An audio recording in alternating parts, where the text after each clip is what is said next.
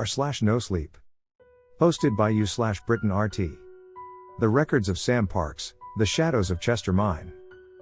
Our first lead came from an older native fellow working the lonely gas station along the 2-lane interstate. A few cars were fueling up or parked, but I recall the place being quite empty. Sam, shameless as always, asking anyone and everyone about the story we had been told by the old family friend her father had put us in touch with.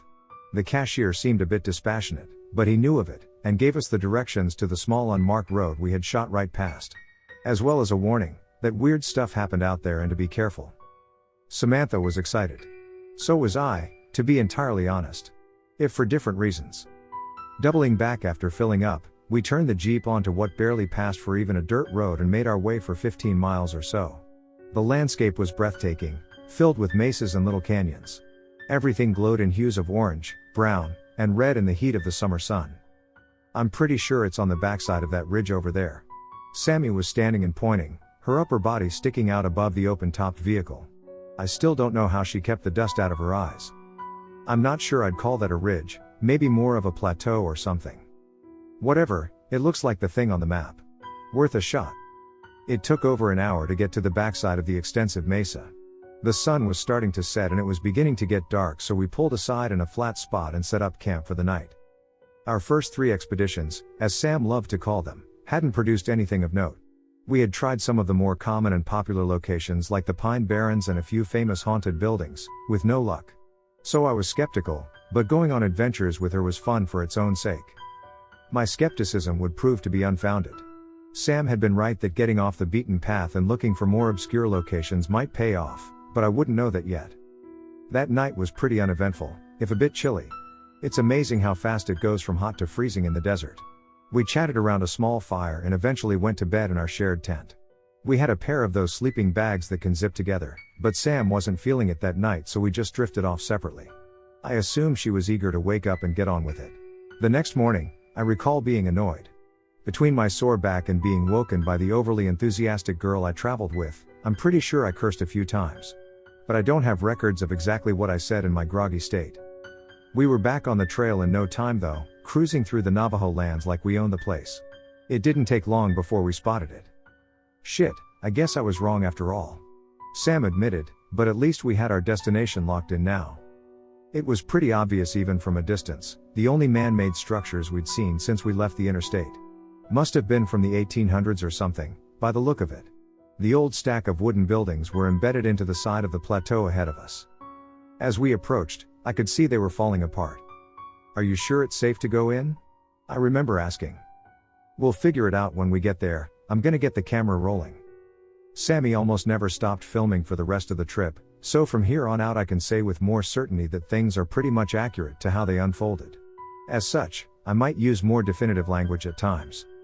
We pulled up a couple hundred feet from what looked like the mine entrance itself, but there were a number of other buildings scattered around, and in some cases above it. It was still early in the day, so we didn't bother setting up our tents just yet, our sense of adventure getting the best of us both. Our first stop in our exploration was a quick perusing of the shaft entrance itself. Spooky place. Sam noted, shining her maglite down into the sloped hallway carved into the beige stone. It was too long to see the end from the entrance. We changed our focus to the peripheral structures before actually going into the mine. The building to the left seemed to be some kind of office perhaps? There was an old dust-covered desk. It was a small place, but we quickly located a couple old record-keeping books. They were taken to be reviewed later. This drawer is locked. Sam was struggling with it, but it wouldn't budge. We moved on. The building to the right was much larger and was definitely the bunkhouse. It had enough old bed frames in it to sleep 30, easily. A few old odds and ends were still around, but it was mostly empty. To the right of it still was what looked like an open stable and an old broken cart. Above, up a small path were 2 other small structures, one of which seemed to house what must have been an antiquated crane positioned right over the mine shaft entrance. Alright, let's get camp up and then go check out the shaft. I suggested, and Sam eagerly agreed. We planned to be there a few nights and were well stocked for it, so we unloaded the Jeep pretty much entirely. Once done, it was headlamps and daypacks, flashlights and walkie-talkies. We stood together at the foreboding entrance, staring into the darkness. Race you. Sam darted off down the narrow shaft. Sammy. That isn't safe, I'm not racing you, take it slow. Such childish behavior.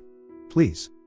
She did slow down after giving me a look, and we progressed together carefully into the bowels of the ancient mesa, camera running. It just seemed to go on and on.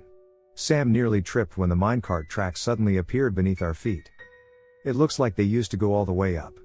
Dirt and dust must have slowly covered up the last segments as they approached the surface. Not far beyond that, we saw what looked like an old coil of blasting fuse. We went on for a while before Sam spotted it. Fuck. It's a cave-in or something.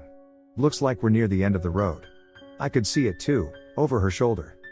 We approached and examined it, but there was no way to get past. It was a dead end. How anticlimactic. The rest of the day was spent exploring the buildings more thoroughly and hiking around the local area, taking in the amazing scenery. Eventually, the day began to draw to a close and the evening chill started to take hold. We made a small fire again and sat together on our fold-out stools, waiting for the water to boil so we could hydrate our packaged camping meals. I could tell Sam was disappointed. There's still a lot of interesting stuff here. I reminded her. I recall her smile at my little attempt at encouragement. She was so pretty, and being in this place with her, under the endless stars of the dark desert night. It all felt so romantic at the time. The way the yellow flickering light contrasted the blue glow of the moon on her face made her look ephemeral. I remember wondering if she felt the same way about the mood, and I didn't have to wait long to find out. We made out for some time in that beautiful place, and it's a memory of her I will keep with me forever. Reality snapped back when we realized we had let the water boil off, but fortunately we had brought plenty, probably 3 times what we actually needed. Soon we were munching away and shooting the shit. That path seems to go all the way up. I had seen it as well. Let's go to the top tomorrow and get some pictures, I bet it is spectacular. She proffered. Alright, we'll make it a date. It was right about this time, right as Sam started to say something, that I remember hearing a noise. The camera was still running on the tripod, but I wasn't able to actually confirm the sound on the footage when I reviewed it later. But I am sure I heard it. Sam. Shh, I whispered. She stopped mid-sentence with a confused look. I listened for it again, uncertain exactly what it was. Looking around curiously, Sam figured out what I was doing and started listening as well. What is it? Did you hear something? She whispered back. Yeah, it was like a voice or something. It sounded a bit more unsettling once I said it. What if we weren't alone out here? Thoughts of the movie Deliverance suddenly came to mind and I recall feeling very vulnerable all of a sudden. Maybe we should go. My confidence was shaking. Nonsense, it was probably just a coyote or something like that. That hadn't made me feel much better, but when Sam was determined to do something, there was little I could do to talk her out of it. We found our beds, but not before we set up all the cameras. One facing toward the mine shaft entrance. According to our original source, they would come out at night, so this was the most likely one to bear fruit. The second was outside the tent facing it. And we had a third handheld one inside, which was not running. I didn't expect anything to happen, but we had come to document an old local legend, so that was damned well what we were going to do. We zipped our bags together that night, both for mutual warmth and also for other reasons. Sleep came quickly after our exhausting day. My world went black for a while. Daniel. She was whispering it, but the whisper contained a hidden shout. Daniel, wake up. My eyes fluttered open. What is it? It was still dark out, but Sam had the flashlight on. Get the camera. I rubbed my eyes in response. Now. She persisted. I reached for it and then noticed what she was pointing the light at. She had unzipped the tent's entrance and the beam poured out into the night. But there was someone there. What was strange was that even though the light around and behind it illuminated the ground, the figure which stood there, maybe 30 feet away, remained pitch black. I started recording immediately. What the fuck is that? It looks like a child. Or the silhouette of one, at least. Sam mused. I have to admit, I was pretty unnerved. The fact that the figure was just standing there, swaying back and forth eerily did nothing to settle them. Sam seemed to be taking it all in stride. I'm going to go to it. Sam, what? No, I whispered. You don't know what it is, it could be dangerous. She laughed at me.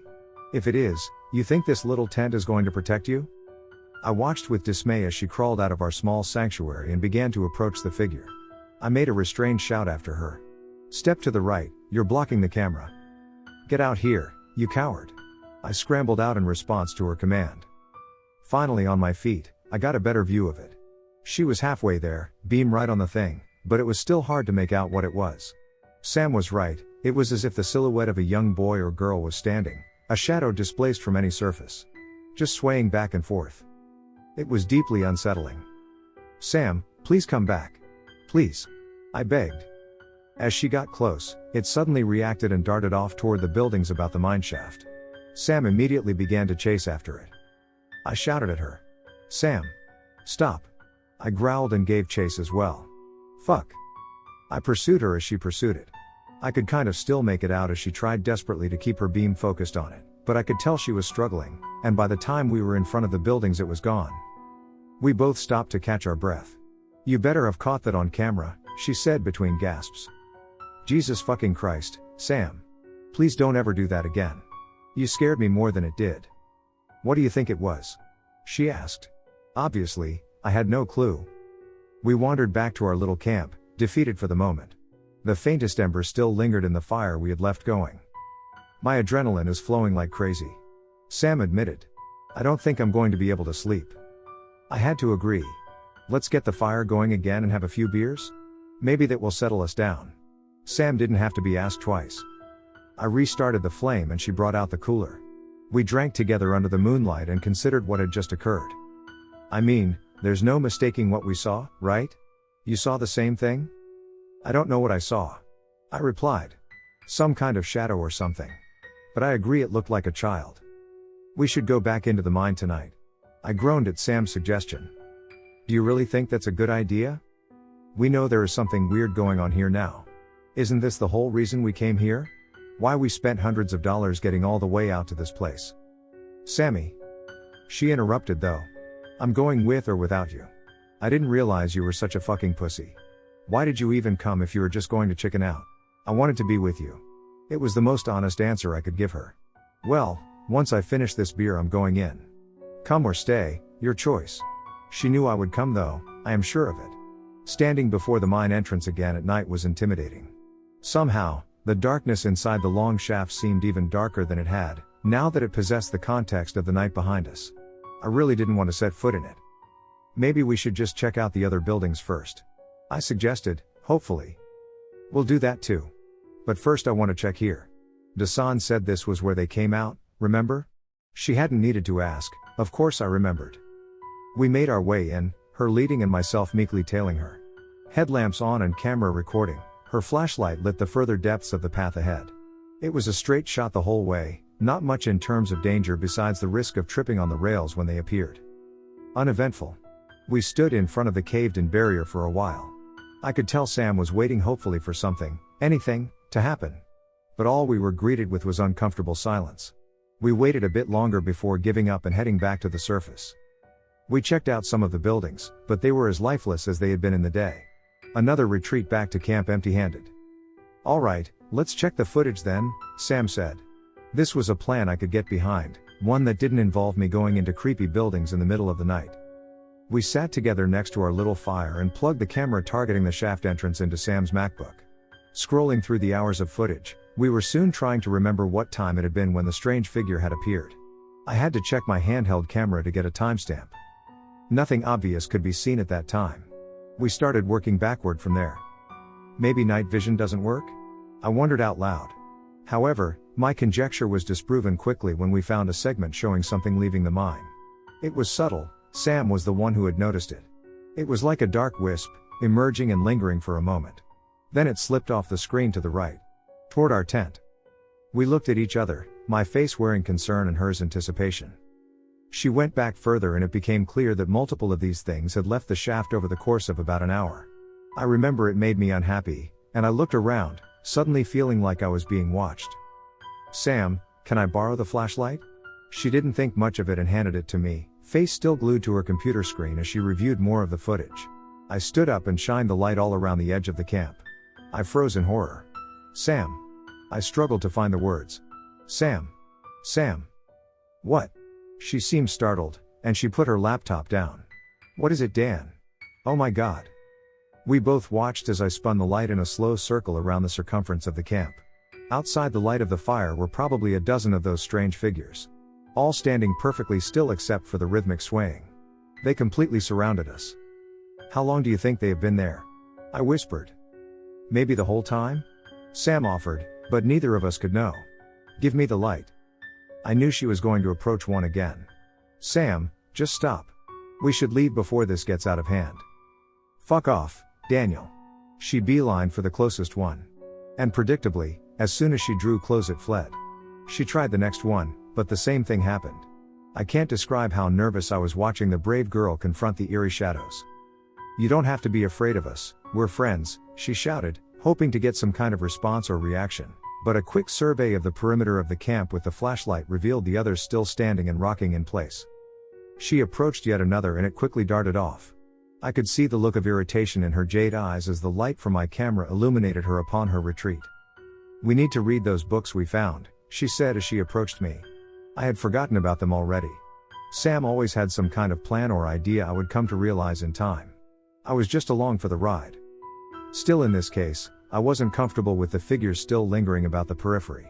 What about the rest of them? I asked nervously. They seem harmless. Maybe we can find some clues as to who or what they are. She pulled the 2 books we had salvaged out of the back of the Jeep, walking fearlessly right between 2 of the shadows to get to it. I recall frowning as I watched her do it. When she returned safely, thank God, we reviewed them together. One was just an administrative log. Not much of interest, except that the entries ended on September 19, 1872. That at least gave us some idea of a date or time frame for when the place stopped operating. I looked about nervously every few minutes, just to make sure nothing was sneaking up on us. The second book was more interesting. It was apparently a journal from the mining foreman. Perhaps that had been his office? There was a lot to take in, and most of it seemed like day-to-day drivel. Sam just skipped right to the end of it, figuring I guess that was where anything juicy might be found. If so, she wasn't wrong. We read the last entry together, me practically leaning over her shoulder to get a good look. September 27th. We sealed the mine successfully. We're going to leave this forsaken place tomorrow. God save those still inside. Obviously intrigued, Sam went backward to the previous entry. September 26th. The crew won't enter the mine anymore willingly. James has nearly lost his mind, and had to put a gun to Jim's head to get them to agree to continue the search. I don't blame the boys, I wouldn't go in there if my life depended on, I'd take the bullet. He went in with them, to make sure they didn't chicken out. One more still. There were many. September 25th. The manager beat the ever-living shit out of one of my boys today. He doesn't believe the things they saw about what's down there. But I still know it is real. James isn't going to give up until he gets his son back, of that I'm certain. Sam. This is making me really unhappy. I had to confess it as I read further. My eyes darted around the camp again, frantically looking for some kind of imminent danger. She closed the book and stared at me with annoyance. So what do you want to do then? Leave? I suggested, hopefully. I'm going to go get some sleep. You can do whatever you want. She disappeared into the tent and I heard the sound of the sleeping bag zipping up. I took the light and flashed it around. There were still 8 of the frightening apparitions encircling us. I didn't understand how she could sleep under these conditions. I didn't want to be out in the dark alone though, so I joined her and fitfully found a shallow slumber. My dreams that night were unpleasant, though I don't remember exactly what they were. Dreams can be that way. When I woke up, I found myself alone in the tent. Sam? I shouted, but there was no reply. Unzipping the tent, I caught the blinding glare of the desert sun right in my eyes. I figured it must have been nearly halfway to noon, way later than I usually woke. Sam? I repeated. There was a bowl of oatmeal waiting for me next to the ashes of last night's fire, sitting next to the little propane stove she had presumably used to make it for me. Beside that was a little note taped to the propane canister. Enjoy breakfast, love, I'm in the mine. Of course she'd gone alone. I am pretty sure I rolled my eyes as I read it. I quickly ate and went to track her down after gathering all my gear. It wasn't hard to find her, she was sticking what looked like ancient sticks of dynamite into crevices in the collapsed section of the tunnel. You have to be goddamned kidding me, I said, camera rolling. No. What the fuck are you doing, Sam? Have you lost your fucking mind? I put the camera down at this point and argued with her for a bit. We have to find out what happened here, you read the journal too. Then let's just read the rest of the journal. I tried to be a voice of reason. I already did this morning. There isn't much else of interest, it just gets more mundane the further back you go. She looked tired, I wasn't sure how long she had been up. Please Dan, just help me get this set up, maybe start connecting the fuses. Where the hell did you even find this shit anyways? Who leaves dynamite just laying around? There's a bunch in the storeroom behind the bunkhouse. Sam explained. Are you seriously going to do this? I was still exhausted, not just from lack of sleep but the intensity of what had transpired the night before. Yes, I'm seriously going to do this. She shoved another stick gently between two rocks as she said it. Are you going to help or not? It was unbelievable. I reluctantly grabbed the reel of fuse and started cutting off bits with my knife, tying them onto the aging explosives. It was hard to imagine just how dangerous handling these 150-year-old bombs might be, and every time she touched one I nearly winced. Eventually though, I had them all wired up and she seemed satisfied with her haphazard placement of them throughout the substrate of the collapse. I knew full well she had no idea what she was doing. We reeled the fuse all the way out the entrance of the shaft and she cut it from the wooden cylinder. As we stood in the sunlight looking into the dark hole, Sam produced a lighter. Wait, Sam. You saw what the journal said. It sounded like it was dangerous down there. Please reconsider this. Please. Sam gave me a deep and stern look. I knew I wasn't going to be able to stop her as soon as I saw it. She followed up with a sudden and unexpected kiss, equally deep, and then before I could recover, disengaged and had the fuse lit. I watched it flicker down into the depths of the mine. Part of me had hoped it wouldn't light anymore, but in the dry desert it had preserved quite well it seemed. I grabbed Sam's hand and we both backed away from the entrance, waiting to see if it would work. It worked, a deafening shockwave blasting from the barrow entrance like a cannon, carrying a cloud of dust and debris in its wake. It billowed forth for some time. We probably shouldn't go in until later, let the dust settle. I suggested. Or ever really, I thought. Thankfully, Sam agreed and we prepared lunch. I popped a beer with mine to help take the edge off, and instead of complaining she did the same. More packaged food, but it wasn't so bad, even if it was a bit expensive. It stowed and kept well. So what did the rest of the journal say then? I wasn't sure I wanted to know, but didn't know what else to talk about given the circumstances. Apparently they broke into some natural cave network. Some miners disappeared, as well as the manager's son. She smacked as she spoke and ate at the same time. That's encouraging. Yeah, it's pretty freaky. Apparently the foreman saw something down there. He didn't really explain what. He just said it was really pretty. So remind me, why did you blow open the mine they had apparently gone out of their way to seal? I must have sounded incredibly sarcastic as I said it. We have to know what's in there. You're a goddamned lunatic. I picked up the camera which was now running low on batteries and made my way to the Jeep to swap them out. The camera came back on a few minutes later and was returned to its stand.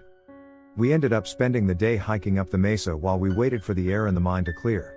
It was quite a strenuous trek, but the view was worth it.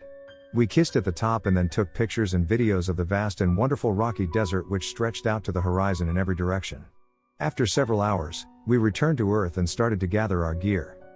It wasn't going to be clear if Sam had succeeded in blasting the tunnel open until we got down in there.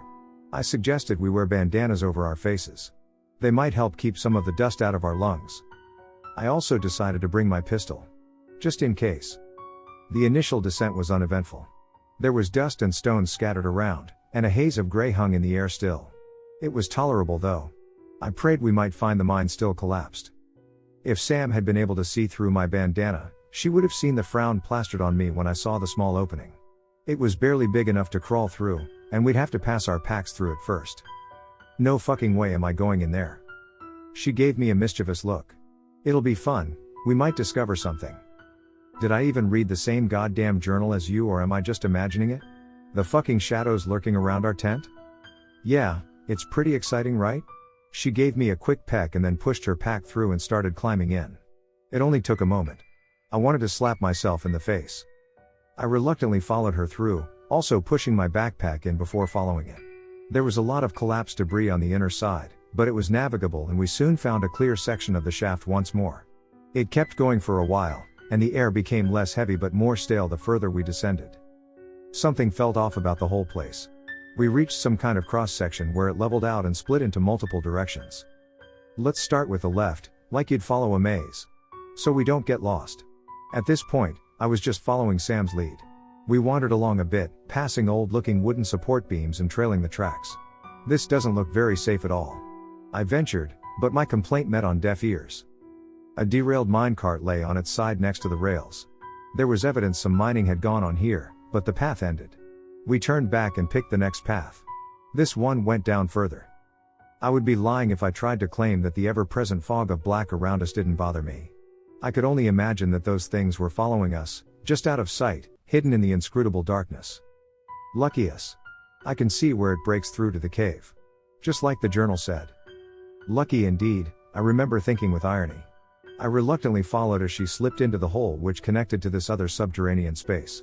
We quickly found ourselves in a larger open space. Much more natural, and somehow more frightening. It's almost 7, we should head back, it's gonna be dark soon. She didn't respond, flashing her beam around the cave. Seriously, we can come back tomorrow, Sam. Sam, listen to me. I was nearly shouting at this point. I just continued to record, despairing about the unreasonable nature of my girlfriend when I heard it again. It sounded like a voice. It seemed like Sam had heard it too.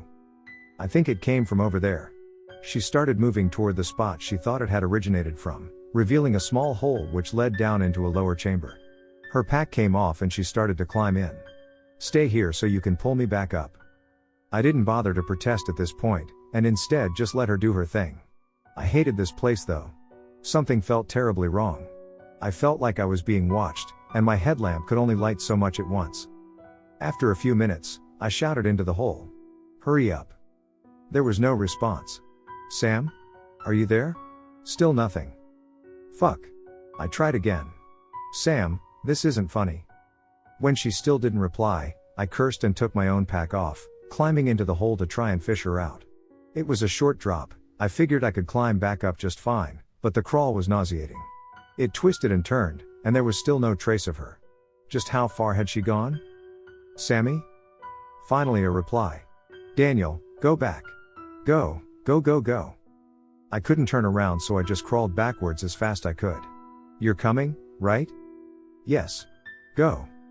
After a few minutes I was at the entrance to the hole and was climbing out. Sam followed shortly after and I lent her a hand, pulling her up. She seemed to have some old satchel with her, but she didn't take time to explain. Let's get the fuck out of here.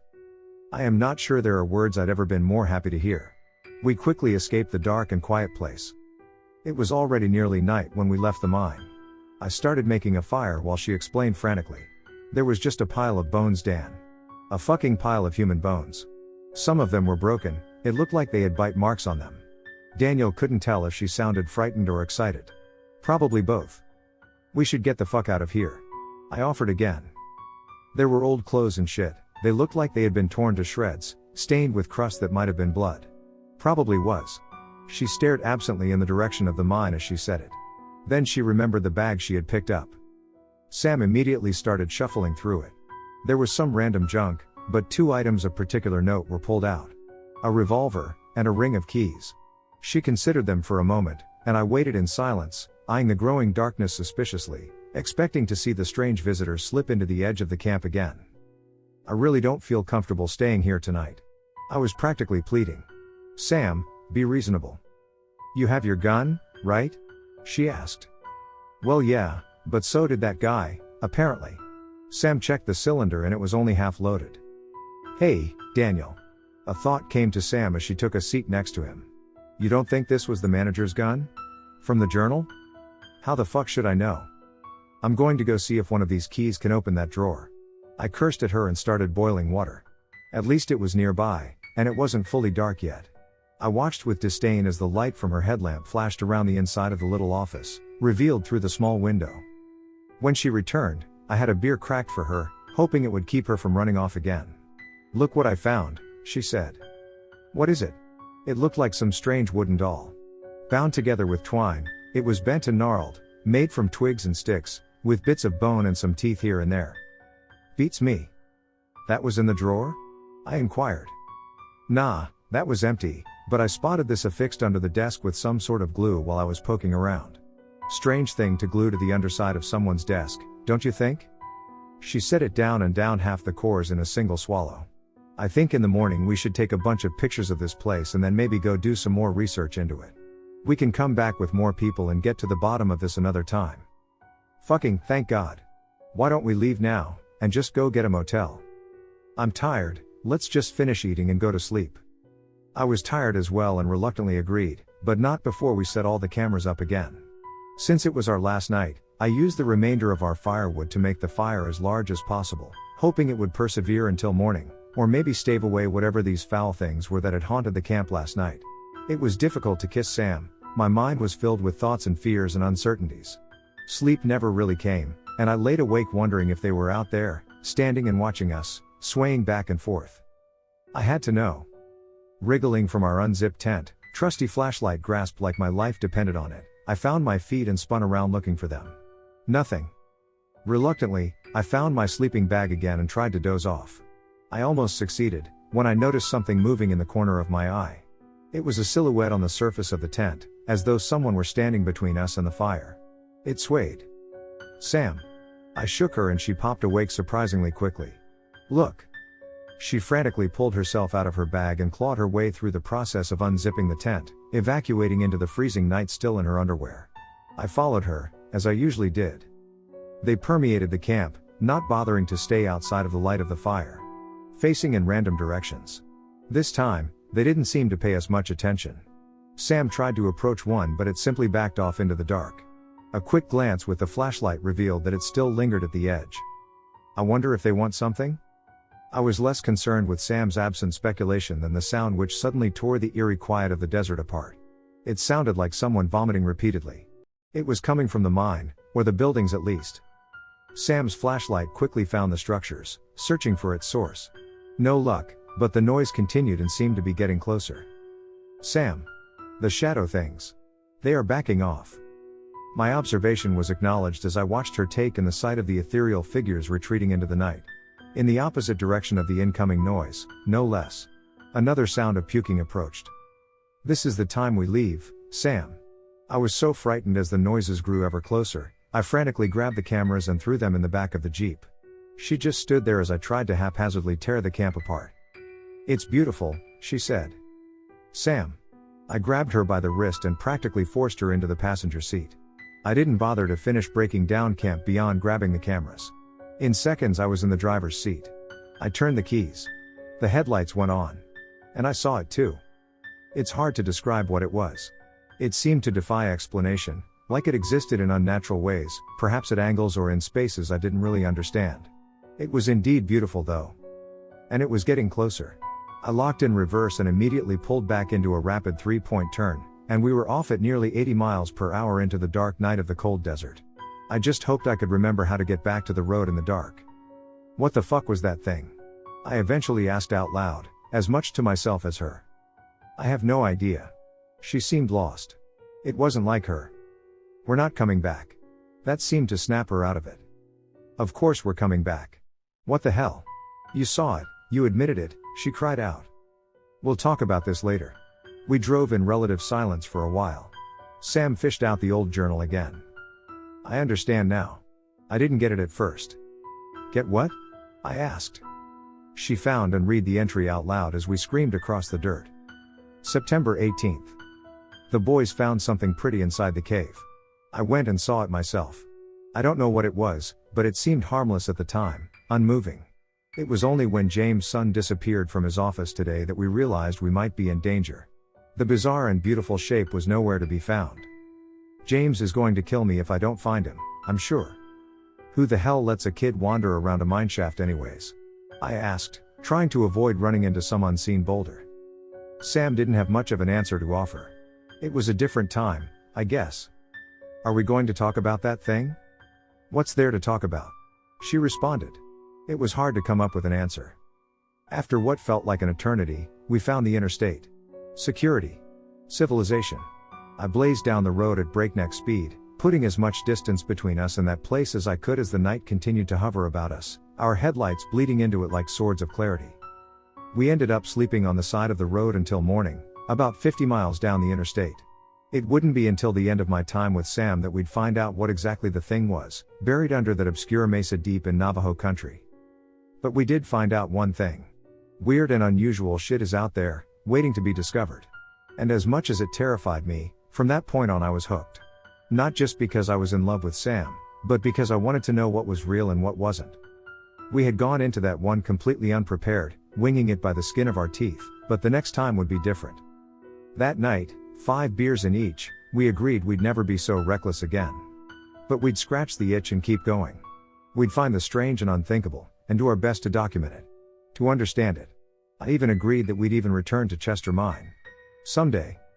And that was how Sam's little enterprise began. If only I had known then just where it would lead us. The records of Sam Parks, the abstract hallway. As would come to define Sam, she had managed to find the most bizarre and unbelievable rumor and of course wanted to check it out. And that was exactly what we intended to do. It was a long drive to the old school in Pennsylvania. I wasn't really expecting much, the last 4 places we had visited ended up being excruciatingly mundane. But hey, the road trips were fun and I was getting to see the country. Sam briefed our new crew member on where we were going and what we might expect. He was a student studying videography named Alan, who had an interest in attempting to catch video evidence of ghosts, so he pretty much leapt at the opportunity to join us when he saw the footage from the mine. Hopefully he could do a better job than me at capturing whatever we might find. So in the basement of the school there's supposedly a hallway which goes on forever. We're going to want to be careful, so we have like 1,000 feet of rope on multiple spools. Assuming there's any veracity to this at all, we'll hopefully be able to use them to get back. This plan Sam had devised didn't fill me with much confidence, but it wasn't likely to be a true story anyways, or so I figured at the time. I'm quite sure Alan didn't really expect anything either, but he seemed excited to be tagging along on an actual expedition despite that. He was mostly just filming the endless fields which surrounded the highway as Sam spoke. We're backpacking it though, just in case we want to keep it at a few days. Consider it indoor camping. She always seemed so sure of herself going into these things, usually starting with the assumption they would be true. It was kind of cute, but every time an expedition failed, which was pretty much every time, it pained me a bit to see the disappointment in her.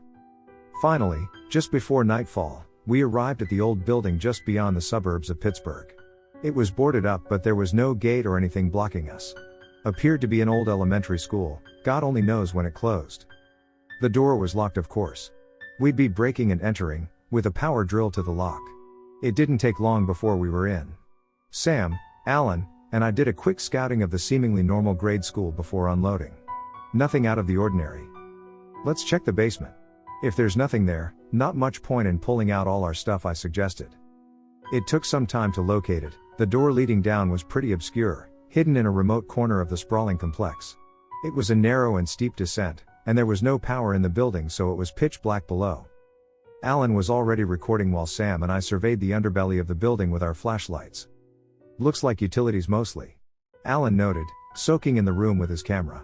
There were 2 very short hallways on opposite sides of the room, both of which had doors on the end and 2 doors on one side. Just simple steel things, painted green. Alright, well, maybe it's one of these? Or maybe through one of the doors. Sam speculated. They didn't look very infinite to me. But we were here so it was time to do some exploring. We brought down some of our stuff and set up camp in the main room of the basement. The generator was set up near a window upstairs and we ran a line down to power our lights and equipment. It had been expensive, but my mom's generous stipend funded our expeditions. She spoiled me rotten, and I happily spoiled Sam in return. It was actually pretty cozy once it was well lit. For a cellar anyways. When everything was in place, we set up cameras as usual and then had a quick meal together. Sam was eager to start exploring but I convinced her to wait until morning. Alan mostly just fiddled with settings on one of his cameras, trying to get the right balance for the lighting or something. Sam and I shared an air mattress, Alan had his own. One of the unfortunate disadvantages of bringing him along this time is that Sammy and I couldn't get intimate. Oh well, I thought. When morning arrived with the screech of my phone's alarm, we all dragged ourselves up and had a quick breakfast. Sam ate it so fast I could barely see the food enter her mouth. Alright, we're done, let's go. She pretty much threw the little tin she called a bowl aside and started to gear up enthusiastically. I was actually pretty glad to be there. After our ordeal at the mine, places that were supposedly haunted made me nervous. But a weird hallway? I could handle that, it didn't feel nearly as intimidating at the time. At least not yet. Alan and I took our time eating, and by the time we finished, Sam already had herself tied to one of the spools of rope and was walking down one of the 2 hallways. One of our standing lamps was pointed straight down it, providing lighting, but she had a flashlight, a headlamp, and spare batteries. Can never be too careful, I suppose. I just watched as she went in alone, not really seeing any reason to intervene. It was just a hallway. She opened the first door and peeked in. It's a storage closet, I think. She disappeared inside it for a moment and then emerged.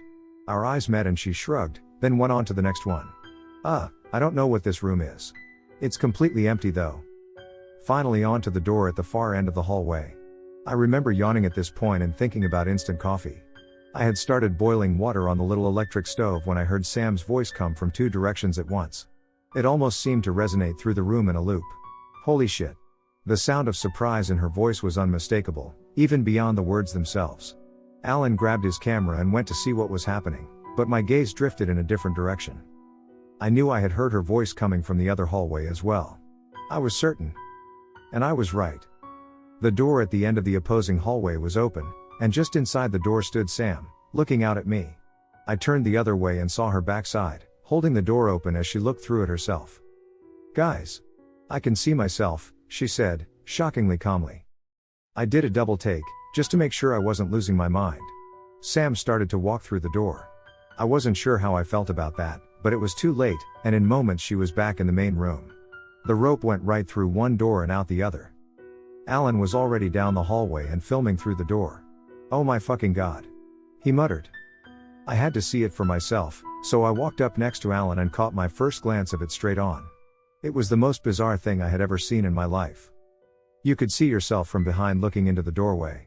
And then through that you could see another doorway. Presumably, if you weren't blocking yourself, you could see another you as well. It repeated on and on. An infinite hallway. Huh. My memory isn't the best, but I definitely recall wishing I had a baseball to throw at myself in that moment. Sam walked back toward the other side of the door, back the way she came.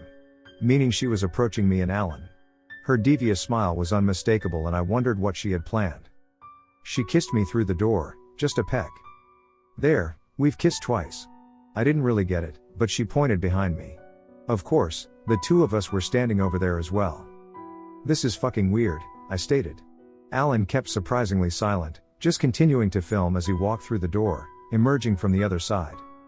We all spent several hours playing around with the inexplicable phenomena, going back and forth, throwing things through, and generally trying to figure out clever ways to have fun with it. Eventually though we broke for lunch. How the hell can something like this exist and not have been reported on? I asked the group. Sam replied with her mouth full. She did that a lot. Well, people have, right? I mean, I found out about it on a forum. Yeah, but this could be easily confirmed by actual scientists and shit. It's just sitting here, anyone could come here and document it. Well, that's what we're doing, yeah? Alan finally jumped in. Someone has to be first. It seemed unlikely. There had to be a good reason this had remained obscure. Maybe it didn't exist until recently? I speculated. Talking through her sandwich, Sam shot me down. The post I saw was from 15 years ago. None of it made sense to me, but what did I know? Not much at the time, that's for sure. I finished my sandwich and decided to take a quick nap while Alan and Sam fucked around with the door some more. When I woke up a few hours later, Sam was furiously typing on her laptop while Alan was messing around with camera positions. "I'm putting this one low to the ground to maximize our view," he explained. "The camera is much smaller than us, so we'll be able to see further since it will block less." It made sense to me, and he had a cable connecting the camera to his laptop. I followed him over to it once he was done and took a quick peek from behind him. He wasn't wrong, the screen showed repetition after repetition of the same room. The same doors. The same hallways. Looks like a couple dozen iterations before the camera blocks itself. Alan mused. "I'm going to leave this on until we leave, try not to bump it." A bit later, we mused further over beer and whiskey. Dinner was a bit fancier than lunch. I had brought an electric grill and sausages. We ate, drank, and talked. "So what do we do now?" Sam started to reply, but Alan got there first. "I'm going to take one of the cameras and go as far down the hallway as I can." "You'll just be going in circles though," I replied, half joking. "Well, I'll stop when I get bored. I just want the footage, you know? See how many iterations I can get recorded." "I'm going too," Sam added out of nowhere. I had no reason to argue at the time. They decided to go on their little trek pretty much immediately after that, and I had nothing better to do, so I went as well. It was pretty unceremonious. We just kept walking through the door, over and over, always winding up right back where we started. "This is like that game Portal," Alan commented as we made our 10th or so recursion. Now we're thinking with portals. I had played it as well, and the thought hadn't been lost on me. The similarities were striking. "Alright, I think I'm done. You all can keep going nowhere if you want. I broke off and remember using the opportunity to demolish the liquor while the other two were distracted. In my drunk state, it was almost comical watching them just keep going and going, in one door and out the other. Sam especially seemed so determined, like she was actually making progress towards some goal in spite of the obvious futility of it. Tiredness overcame them eventually. Or maybe boredom. Or both. They rejoined me and salvaged the remaining liquor before I could steal it all. Well, that was exciting, I said sarcastically. It is exciting. Sam shot back. This is a groundbreaking discovery. You said yourself we aren't the first to discover it. I retorted. But, Alan interjected, we may well be the first to have extensive video evidence of it. That's got to be worth something, right? I suppose so at the time, and we chatted about random nothings until sleep finally took us. I held Sam close as we fell asleep, really wishing we had some privacy. She was out like a rock though, so I'm not sure anything would have come of it anyways. Morning hit me like a truck, as it so often did. I could have gone on snoozing for several more hours, but energetic Sam was already up and about and wasn't going to let me sleep in. Not if she had anything to say about it, which she did. My head ached from too much booze. She was making pancakes while Alan snored. The smell eventually woke him though, and he found his way toward the food. He started to review the footage from the night while he shoved his face full of flapjacks. I have an idea. Of course Sam had an idea, she always came up with something. We need to find something long enough that we can put it all the way through one door and out the other, so that it's passing through two iterations at once. It seemed rather pointless to me, not to mention where would we find something that long? She seemed to read my mind though. I'm going to go through with the rope over and over until we run out of it. She explained. It was a weird thought, even just imagining it. Sure, whatever. I had replied. Guys. Alan interrupted Sam's big plan. You all are going to want to see this. Sam and I both got up, her perhaps more eagerly than me, and we squatted down behind Alan so we could see his screen. It looked pretty normal to me, just the camera staring at itself down the infinite hallway. What am I looking at, exactly? Hold on. He replied. I have to get back to the right spot. He was fidgeting with the time on the recording. I think this is it. He let it play. Nothing for a minute or so, and then I saw it.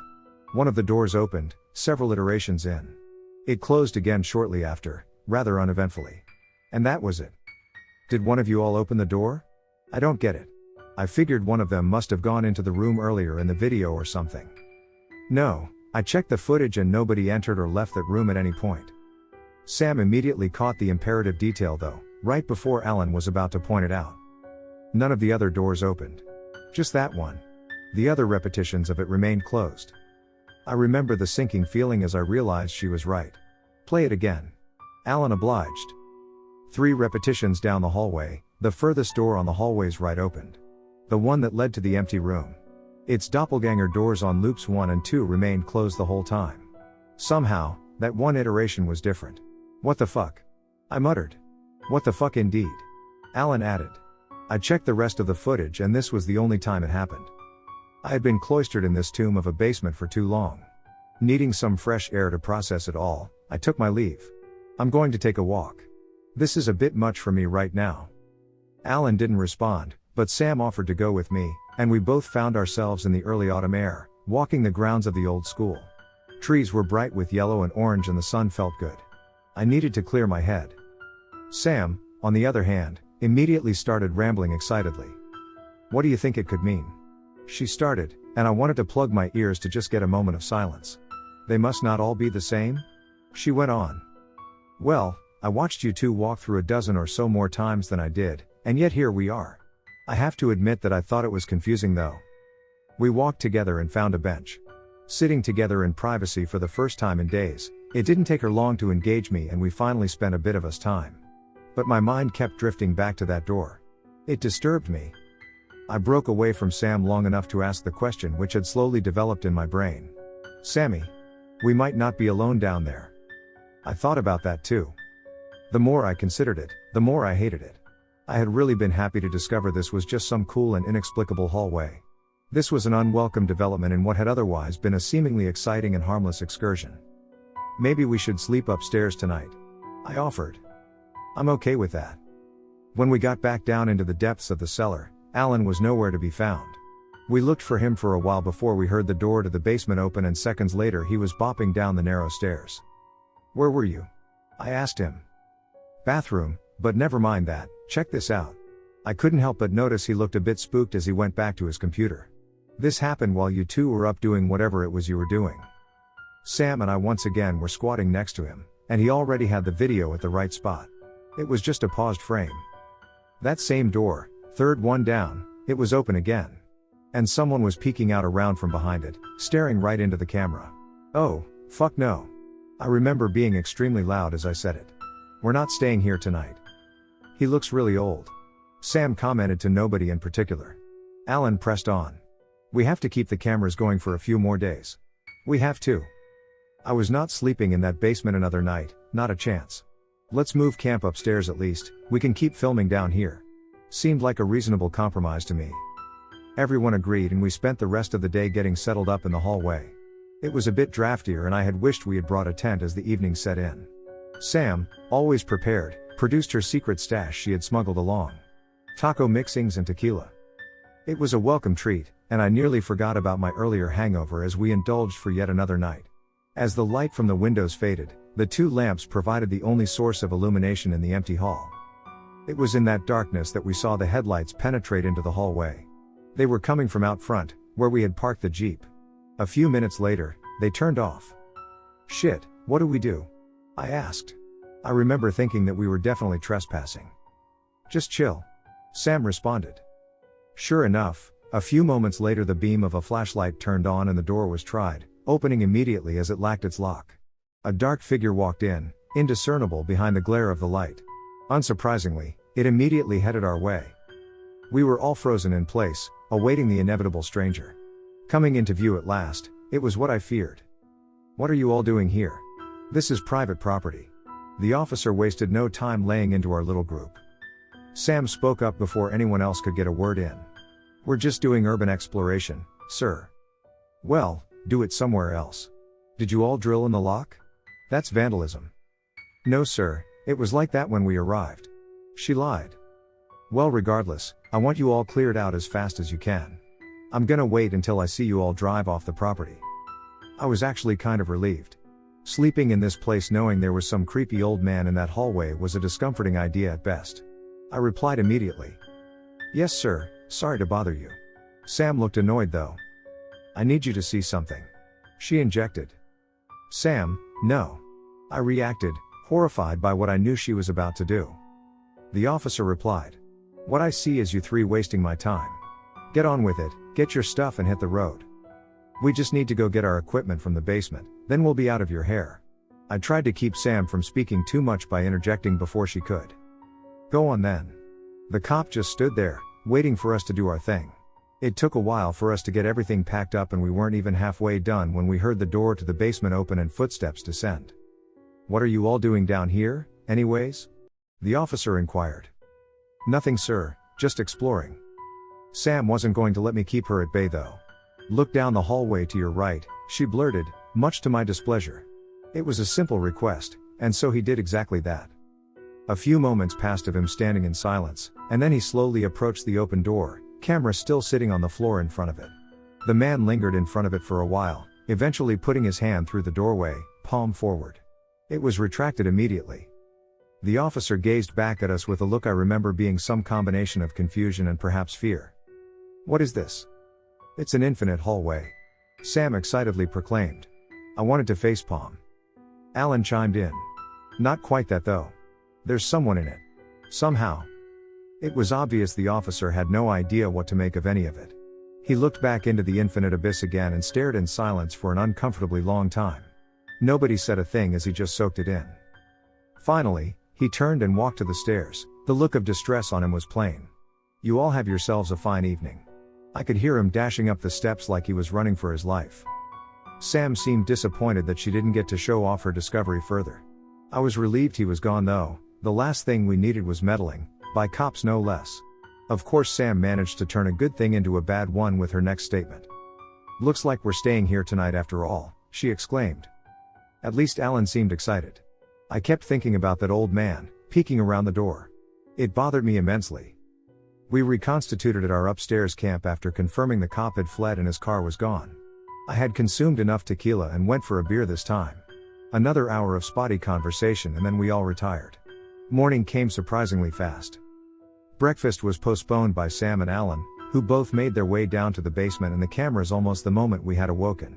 I was hungry but followed them anyways, not wanting to be left out. Alan made for the computer right away, Sam leaning over behind him. I knew they were looking for the man. But something else had caught my eye. It was a subtle incongruity, 3 iterations down the hallway to the right. It took a moment to make sure I wasn't mistaken. But I wasn't, it was obvious once I noticed it. "The camera is gone," I said. They didn't seem to notice at first. I said the camera is gone. They finally reacted and both came over. The camera was obviously still there, and Alan pointed out as much. "No, that one." I pointed down the hallway. They both saw it at once, from the looks I recall on their faces. The repeating hallways were identical except for that third one. It was the only one where Alan's camera wasn't present. We all scrambled at an intense pace back to the computer to see if we could find out what had happened. Alan frantically moved through the footage, trying to find the exact intersection of the moments when it was there and when it was not. He found it pretty quickly. We all watched as the door opened and the old man crept out. He looked afraid, I remember thinking. Slowly, he knelt down and snatched up the camera off the floor, and then quickly retreated back into the room, closing the door behind himself. And that was it. None of the other sections of the infinite hallway had changed at all. "I'm going to check it out," Sam declared. Of course, I wasn't even surprised. We all decided to go together, creeping through the first loop. Upon reaching the camera on the floor, I looked back. It looked consistent in the other direction, but in front of us the missing camera was now just 2 iterations away. I wanted to try something. Lifting the camera off the floor, I saw myself doing the same both in front of and behind me.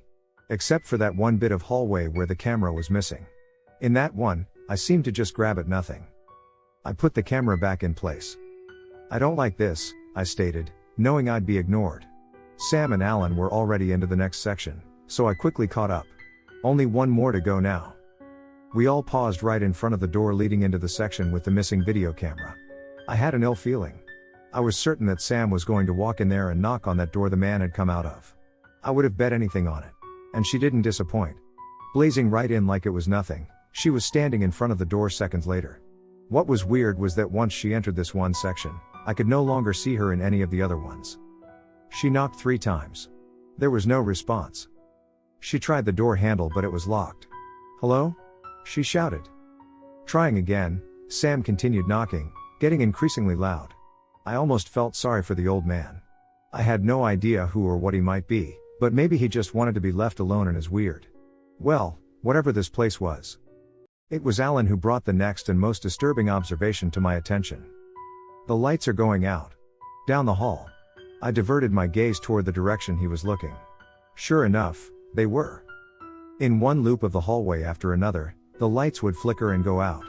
Moments after one, the next closest one would follow. Darkness was creeping our way. "Sam." I shook her shoulder and pointed her head with my hands down the hallway. She seemed as confused as I was. All I knew was I didn't particularly want to be there when the lights went out. It was getting closer quickly. Instead of leaving though, Sam just began knocking more vigorously. "Hey, the lights are going out," she shouted. "What's going on?" "He's probably not even in there. Let's get the fuck out of here." I wanted her to give up. But seconds later, the door creaked open. The old man looked at us with what appeared to be sleep-deprived eyes and then looked down the hallway toward the encroaching lack of light. He waved us all inside, and I reluctantly followed with the others. It was a simply decorated abode, very different from the empty rooms which seemed to exist in the same place in the other loops of the hallway. I couldn't really imagine how or why this existed, or who this man could be. He didn't say a word, but just went to a little plastic seat and picked a Bible up off the small table next to him. He hummed some strange tune as he read, ignoring us entirely.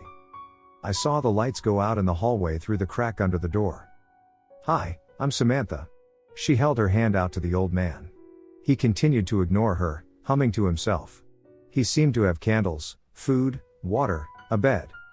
How did he get all the stuff down here, I wondered. I supposed he probably just went up the stairs like we did, but why linger in this place? It was all so unfathomable. The whole room was filled with nearly identical white candles, creating a haunting light throughout. We all chatted between ourselves for a bit near the door. Sam wanted to learn more about the man. I wanted to leave. Alan wanted his camera back, and asked for it. The old man actually responded this time, and tried to say something. But the words which came out were gibberish. Realizing we couldn't understand him, he pointed at a drawer. He could apparently understand us. Alan went and reluctantly opened it, checking the man's expression to make sure he wasn't doing something wrong, but he remained expressionless. The drawer was opened and the camera retrieved. Wanting to see what was going on outside, I started to go for the door, but the moment I unlocked it and my hand touched the doorknob, the man shrieked and jumped up, causing me to recoil. He started blabbering something incomprehensible and he ran to the door, locking it again. It became clear to him that we had no idea what he was saying. I wasn't sure if he was speaking another language or was just raving mad. Either seemed plausible. He picked up the Bible he had been reading and flipped through some pages. Once he found what he was looking for, he pointed out a particular line or verse. John 12:39. So Jesus said to them, "The light is among you for a little while longer. Walk while you have the light, lest darkness overtake you. The one who walks in the darkness does not know where he is going." It was a bit abstract for me, but I understood it to be a warning not to leave. He returned to his humming and reading, and we tried to pass the time, unsure what to expect or what we were waiting for. The temptation to just open the door and head for the stairs was real. We had flashlights, after all. Then we heard it, the shuffling of feet in the hall. The old man got up and stumbled to the door. He started shouting something in croaky tones at whatever was passing by. His voice came off as angry. The footsteps stopped, as did our conversation. We were all listening intently. Sam and I both recognized the sound as soon as we heard it. Almost like someone was throwing up. I seized up, unable to move. It was unmistakable. Knowing looks were exchanged, and I was suddenly glad I hadn't opened the door. Soon, the pattering of footsteps resumed, and before long I saw the lights flicker back on beneath the door. Satisfied, the old man returned to his seat again and began to whistle. I was ready to leave. Alan had been filming from the moment he had gotten his camera in hand again and was now reviewing what he had captured. It wasn't much, but he had gotten the strange noises at least. He kept replaying them, much to the obvious displeasure of their host, who started shouting at him. He ceased his activity immediately and we all sat there, wondering what to do next. "I'm going to check the hall. If it's clear, let's get out of here." Sam seemed about to argue, so I shut her up with a quick kiss and then went for the door. The man stood up again and started shouting once more. I wasn't sure if he was ever going to let us leave this place. "The lights are on," I yelled back, hoping he understood. "They're on." I went ahead and opened the door. I looked to my right, and everything seemed fine. I could still hear the old man exclaiming something inarticulate behind me. I looked to the left. I could see the darkness down the hall, just a few iterations away. I realized almost immediately that it was coming back my way as it grew one loop closer. The door was locked again as soon as I closed it, and moments later I heard the footsteps return. And more vomitous noises, or whatever they were. It sounded like the bathroom in a frat house after an overly ambitious party. Whatever the thing was ended up lingered in front of the door for a while. The old man seemed intensely unhappy with us. He just gave me a judgmental look without saying a word, wincing at every noise the enigma outside made. It lingered for an uncomfortable period, and we ended up all passing out on the man's bed after he himself fell asleep in his chair. He woke us bright and early with some sort of unknowable shouting. All three of us pulled ourselves together as he opened the door with a handful of random things and left it open, leaving us alone. There were a few tins of canned tuna sitting on the bed next to us. Presumably, breakfast. I was pretty hungry, so I grabbed one and looked for a utensil, but none was to be found. Like a caveman or some such, I just ate it with my hands after popping the top. Sam and Alan followed suit. When I finally peeked out into the hallway, I saw the old man doing a most peculiar thing. He placed a number of cans of tuna down just outside the doorway leading into the next loop of the hallway. A few candles as well, and a box of matches. He then walked to the opposite end of the hallway, retrieving the items he had just placed. I didn't understand what he was doing until I noticed that they remained in the other loops. "Sam. Alan. Check this out." They hurried over in response. We all watched together as he repeated this process several times, duplicating the canned food and candles every time he did it. After a few cycles of this, he collected all the duplicates from the next loop of the hallway, causing them to be removed from all. He had an armful of cans, candles, and matches now. Jesus. Sam cursed. I guess that's how he survives down here. Why doesn't he just leave? I asked. He seemed to have overheard me and started yelling something. I put up my hands, wondering if I had struck a nerve. He seemed to let it go. Hold my beer, Alan said, speaking figuratively, and he went to the camera which still sat right in front of their current iteration of the infinite hallway. He considered picking it up, but then instead went and mimicked what the old man had done, placing the camera he had retrieved from the drawer down on the other side. Sure enough, he saw himself placing it into this segment of the loop behind himself. But only his hand. The rest of him was invisible or non-present. Walking over, he picked it up, and just as with the old man, it remained in the sections outside. He repeated this a few times, accumulating 7 cameras in total. This is fucking wild. Anyone got large bills? I actually did, and fished out a few $20s and $200 bills, handing them to Alan. It didn't take a genius to figure out what he was thinking. Before long, our pockets and clothes were stuffed with them. Not that I needed the money, my mom's company made more in an hour than we could physically carry out of this place with wheelbarrows. But it was sort of fun, regardless. The old man saw what we were doing and made a face of distaste, a brief break from his seemingly unending study of the scripture. Sam was experimenting with the duplication as well. She stated what should have been the obvious after a while. Why does this stuff duplicate, but we don't? It doesn't make sense. All this was so strange that it hadn't even occurred to me. It really didn't make sense at all. None of this did. I didn't have too much time to speculate on it though. The lights were beginning to flicker out again down the hall. It was time to leave. Get your shit guys, let's go. Sam seemed reluctant, but I wasn't going to have any of her sass. The darkness grew ever closer. Just do it. Alan didn't have to be asked twice and quickly went about scooping up as many cameras as he could handle. The man paid us no attention as we left, so after trying to say goodbye, we just closed the door and moved on to our stuff. It was coming in fast. A quick sprint was made all the way to the original segment of the hallway we had come in from. Or was it? We had gone around so many times over the last day or two it was hard to be sure. We grabbed the laptops, we grabbed the camera which had been left staring down the hallway this whole time, and we got the fuck out of there. Once we had collected ourselves above ground, we took a moment to just consider what had unfolded. The rest of the tequila came out, but I was eager to hit the road, so I declined. I'd be the designated driver. Well, this is probably the best paying gig I've had in a while, Alan said smugly, fingering the vast number of Benjamins he was carrying. Let's come back next weekend? Maybe, I said. Sam seemed interested. We hit the road shortly after packing everything up. I drove while they went on and on about the uncanny experience, discussing and philosophizing. Alan had apparently mixed up the cameras and was trying to figure out which one was the one that they had originally placed. Why does it even matter? I asked him. Sam got it though. The ones he duplicated were from the one the old man collected. It was with us in the room. I started to get it as well. But the original one was in the hallway the whole time. Alan fiddled through them, he'd eventually find it. And sure enough he did. When we stopped at a motel for the night, we plugged the device into the TV via the HDMI port and reviewed it together. It took a while, given the sheer volume of data, to find the right spots. They were found though, and they were watched. Several times, in fact. The camera didn't have night vision turned on, but when the lights flickered out, we could hear it well enough. That same terrifying sound, like someone was losing their lunch while they erratically stumbled down the hallway. I remember the feeling then quite well. All I could think about was the mine we had visited several months back. It felt as though if the lights weren't off, I'd be looking at something beautiful on the TV screen. Terrible and beautiful, just like what I had seen in the headlights of my Jeep that night. The trip home was fairly uneventful.